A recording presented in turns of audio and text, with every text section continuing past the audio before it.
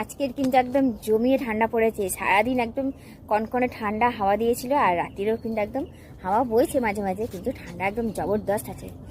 আজকে দেখতে পাচ্ছ রাত্রিবেলা এখানে উনুনে চলছে কি চলছে, বেগুন পোড়ানো। আসলে কি বলতো, উনুনটা তো অনেকটা ভিজেছিল।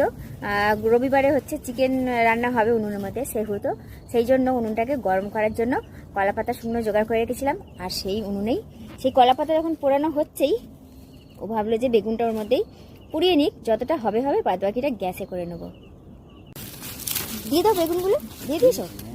ইয়েস, হাত পা শিখে না মাম্পু, যা আছে সব চাপিয়ে দাও। আজ আমাদের বেগুন পোড়া, কাল আমাদের তারপরে